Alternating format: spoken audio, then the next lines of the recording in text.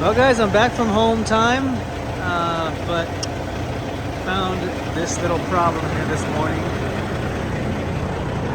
that somebody bent the hell out of my hood mirror here. So that's just lovely. I tried to put it back into place and it won't go back into place. So awesome. Everyone's just wonderful out here at truck stops.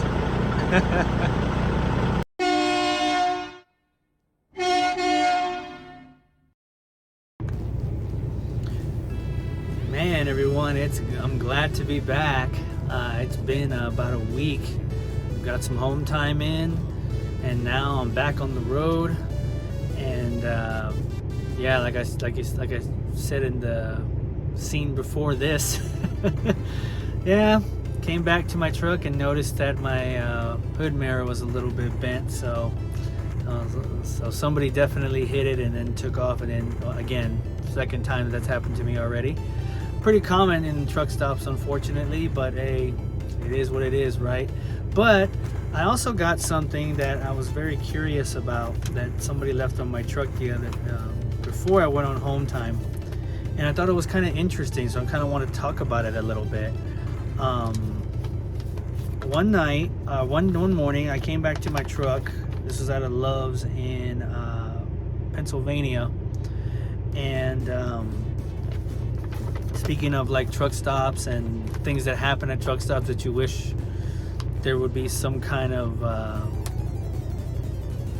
either some kind of like group you could talk to or some kind of backing, to kind of somebody to kind of back, truckers up or anything like that in kind of situations like this, and just different kind of situations, right? Kind of just thinking on the fly like that, right? Like, what do we have? We don't really have unions anymore. Don't really have a kind of designated kind of this is your trucker defense group kind of thing, But it was interesting enough. I got this letter from that was just put on my truck in Pennsylvania at a truck stop, and it's from the OTR Truckers Guild. I don't know if anybody's ever heard of the OTR Truckers Guild. I have not. This is my first introduction to them. I think I'll just go ahead and I'll read y'all the letter that they left. But it's from the OTR Truckers Guild in Lebanon, Pennsylvania. I hope I'm saying that correctly. It might be Lebanon, but maybe it's Lebanon. But either way, it's in Pennsylvania. This is where this group is out of. And yeah, I'm just gonna read the letter, and then I'm gonna talk about my thoughts on it a little bit, and I'll go ahead and this is the letter here that I found, and I know it probably looks like backwards because of the camera, but what I'll do is I'll also post. I'm gonna take a scan of this letter, and I'm gonna also post it a link for it in the comments. Or in the comments and in the description, so you can go ahead and click on it and read it for yourself if you're interested, if you haven't seen anything like this before. But let me go ahead and read it to y'all, and then you can kind of make your judgments from there on what you think. But the first thing it says is, fight back, OTR Truckers Guild, take back your trade, we drive this nation's economy. Boycott Heartland Express, Gordon, Interstate, and Millis. Don't hire on. This is the most brutally vicious abuser of drivers that we have encountered. They attract drivers with a higher rate of pay. They can do that because their trips are so short, on average under 400 miles. Freight rates, of course, are on a sliding scale according to TripLink, quote unquote. You'll be doing a lot of charity work at shippers/receivers and more local driving. And you will be abused by their dispatchers who are paid by miles they dispatch. You'll be given trip routing to avoid tolls that most companies allow. North of Washington, D.C., you can't take I-95. They put you on local roads, US 50/301 through Maryland and Delaware, that increase your time/unpaid miles substantially. If you don't comply, you are back charged for those tolls. Many have been fired from this company for no valid reason, such as wanting to work safe. They won't give you a chance to resign, so you will have a fired on your record. These varmints are burning the midnight oil, quote unquote, by the barrel, sucking on the coffee pot to invent new dirty tricks that increase their bottom line at your expense. Boycott this company. Spread the word on the CB. Sweet justice. We see falling revenues for them. Such a vicious business plan will fail as we spread the word. What's best? To work as a company driver. Okay, this is the next paragraph. Excuse me. What's best? To work as a company driver, a lease operator, or owner-operator. There's an emotional aspect to being a contractor. It's the American dream to own a business, and emotions are stronger than intellect. According to Webster, oh my, this is a big boy word.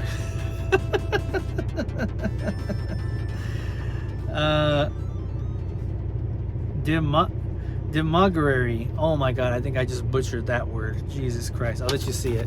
That's the word. That's the word there. Right there. I know it's backwards. The camera's being really funky with me right now. Anyways, when people appeal to the emotions of people for their own gain. Companies use phrases like, isn't it time you became independent? Or discover the freedom, etc. The Wall Street Journal did a story on truck leasing and called the payments onerous, oppressive. Google this. USA Today, LA port drivers truck lease. Phone number 971836910 has been modified. CO0576097 CFIT Force Freight was modified by the dispatcher. Like I was saying, the title of this Google, the thing I want you to Google is USA Today, LA port drivers truck lease, and read that story. There have been numerous lawsuits against lease programs. As a contractor, your social security tax will double. The company no longer contributes half, quote unquote. There's no fuel surcharge on deadhead miles to help you. Talk to many drivers before jumping into something. Personally, was glad I stayed a company driver and let others pay for fuel, repairs, etc. Whoever turns the key on a big truck is a member of the guild. It can't be a corrupt union if there are no dues. If we don't fight back, some in this industry will walk all over us in the name of greed. Not just trucking companies, but truck stops also.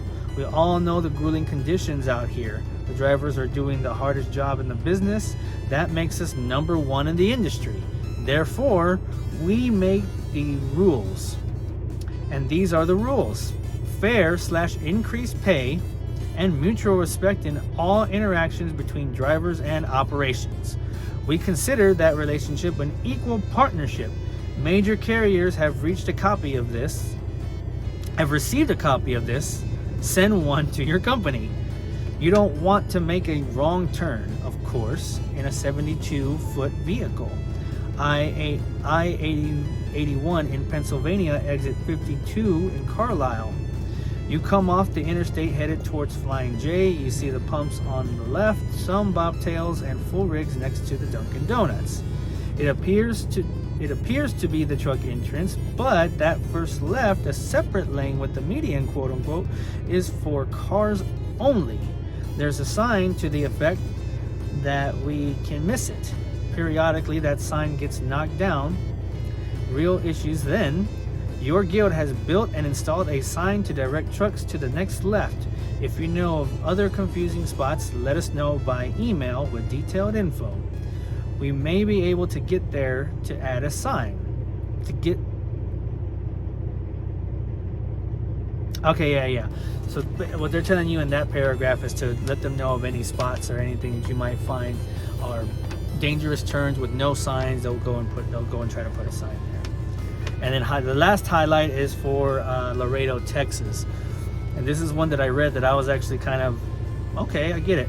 Have you had to shower recently at the Flying J, exit 12B in Laredo? The lines are atrocious and dangerous. Since on-time work is so crucial to us, we've seen 16 or 17 in line on a weekday morning or early afternoon. The guild was almost attacked by District Manager Mark Fioli and ignored by corporate as we tried to address this. Also took zero interest in this very serious problem. We've established guidelines for shower wait times and have sent them to the major truck stop chains. At high shower demand times, 5:30 to 8:30 p.m., a maximum of 10 to 12 people in line and a 30 to 40 minute wait. At other times, a maximum of 6 in line or 12 or 20 minute wait. From speaking with these managers, Pilot, with 750 locations, thinks that all drivers looking to shower have finished their day, so it's no problem to wait an hour. We've certainly informed them otherwise. They're pumping 3 million gallons of per month at the J and Pilot and Pilot across the road, with a markup of about $1 per gallon. Fioli's facts. Okay. In other words, here's 100,000 per day over your costs just on fuel sales. Do you think you can support us? Tell your company not to fuel at Pilot, that you can't meet on-time requirements under these conditions. Send them a copy of this.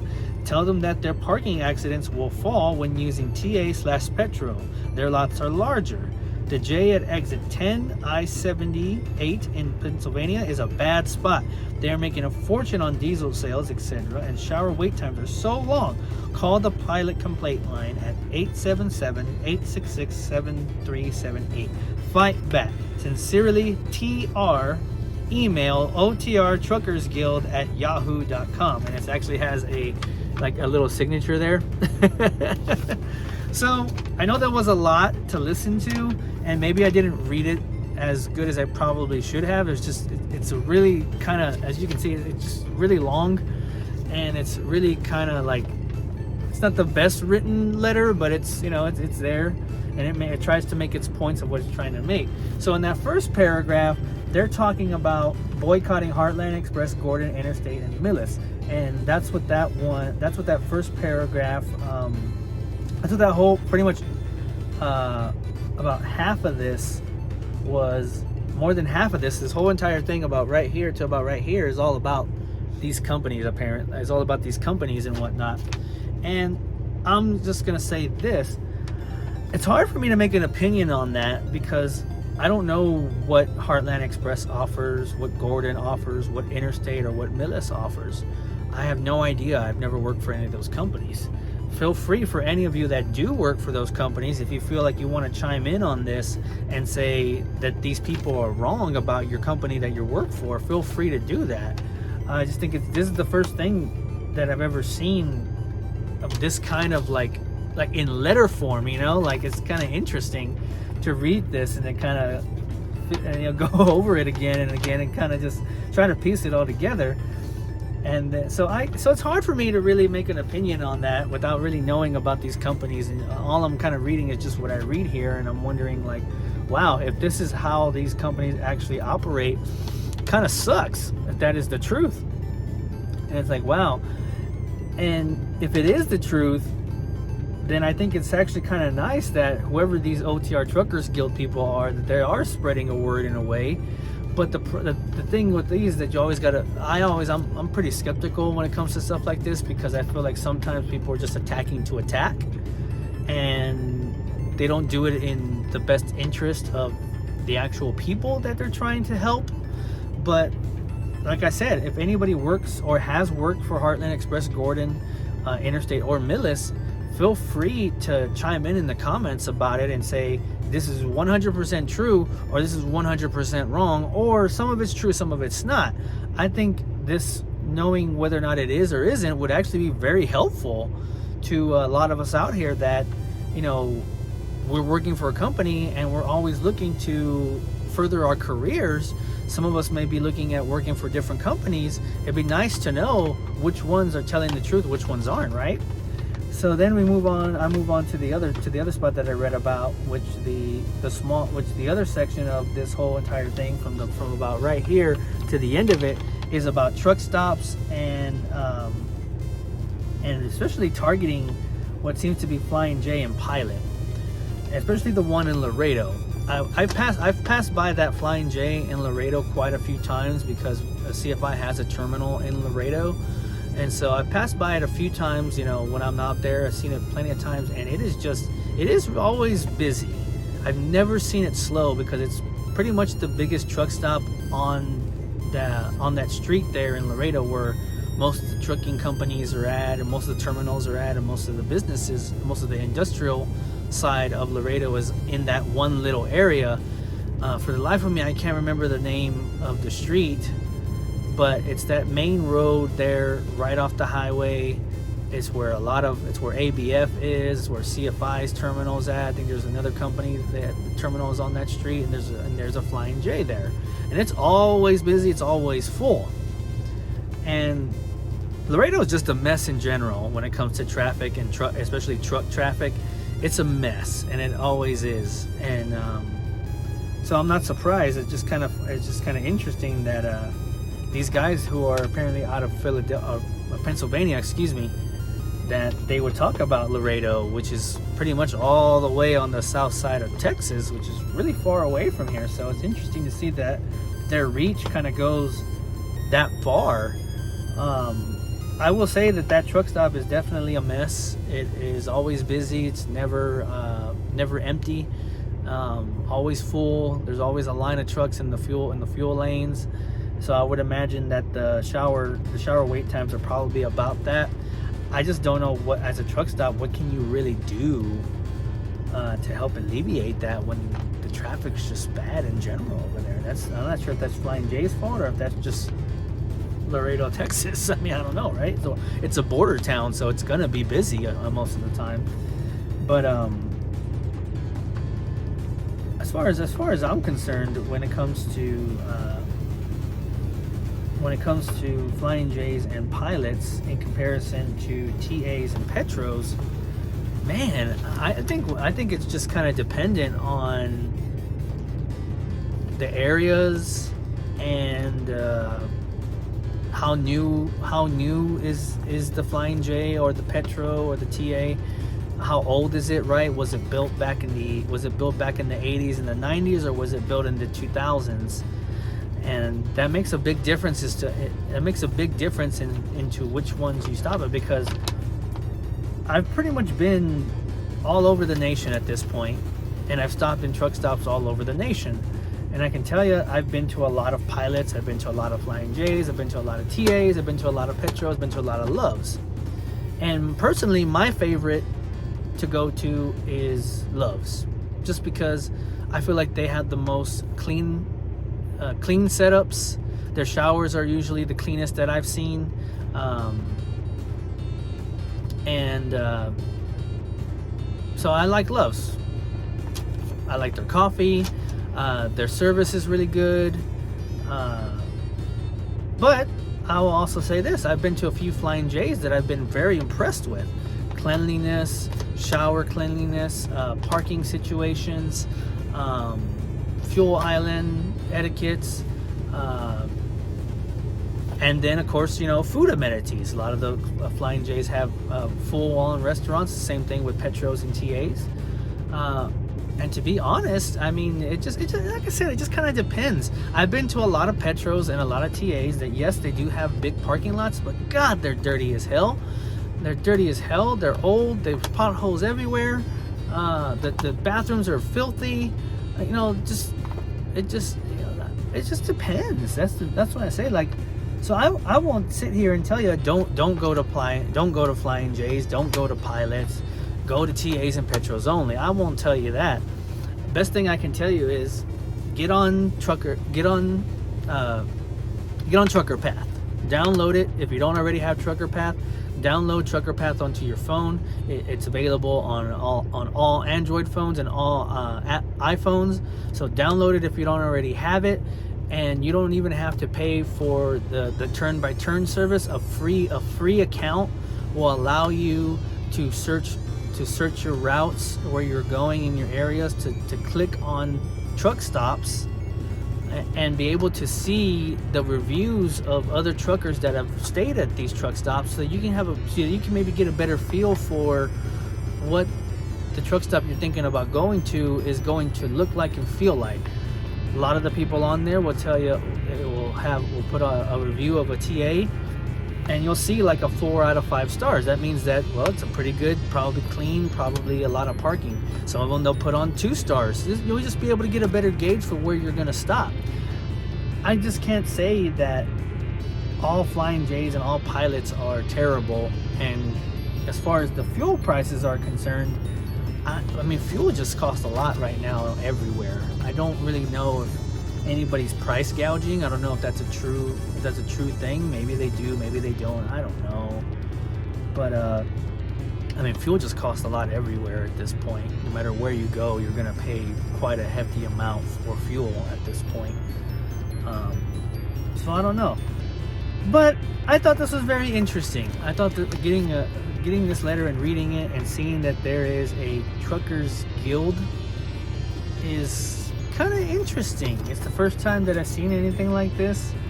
It's the fact that it's also that like this person, whoever this person TR is, like hand signed every single one of these letters. And most of the trucks, as I was looking around at that truck stop there in Pennsylvania, most of them had this letter on their doors. So they went around, and I mean, they're trying to spread the word. But I guess, you know, like I said, I'll put a link for a copy of the full letter so you can read it yourself in the description and in the comments. And what I'd like to hear from y'all is, what do you think about the OTR Truckers Guild after you read this letter and piece it all together? And especially for those of you that have worked for these companies listed on this letter, feel free to talk about it in the comments and let me know what you think about the OTR Truckers Guild. If you've even heard of the OTR Truckers Guild before, maybe this is the first time that I'm bringing this up, but I never heard of the OTR Truckers Guild. And what I gotta say is, if everything is true that they have in this letter, then I think it's pretty cool that there is a group out there that's looking out for us. I've always kind of wondered, is there anybody out there that kind of has a footprint out there that can defend us, that's looking after us, other than us having to look after each other individually and whatnot? And this is the first thing that I've ever seen that's been close to anything. But feel free to talk about it in the comments. Let me know what your thoughts are on the OTR Truckers Guild. Like I said, if everything is true in this letter, then I think it's pretty neat that there's a group out there that's fighting for us. However, if everything in this letter is not true, or if most of it is kind of fabricated and not really 100% true, then I think it's just something to just kind of base your own opinion on and go from there. Maybe not look into it too much, but yeah, feel free to talk about it in the comments, guys. Let me know what you think. If you've heard of this group, or hell, even if you are a part of the OTR Truckers Guild and you're watching this video, hey, talk in the comments. Let me know about it, man. Let me know what you got going on. Y'all don't lift. There's no website or anything listed on here for the Truckers Guild. There is, like I said, there is an email that you can. So apparently they're okay with you communicating with them directly. There's a P.O. box here, so I'm sure if you wanted to send them a letter, you could. But yeah, let me know what y'all guys think. I thought that was kind of interesting. I thought I'd share that with y'all. So yeah, let me know what you think in the comments. And until then, guys, I'm gonna go and take off and eat some food. I'm kind of hungry. Y'all stay safe out there, everyone. Peace.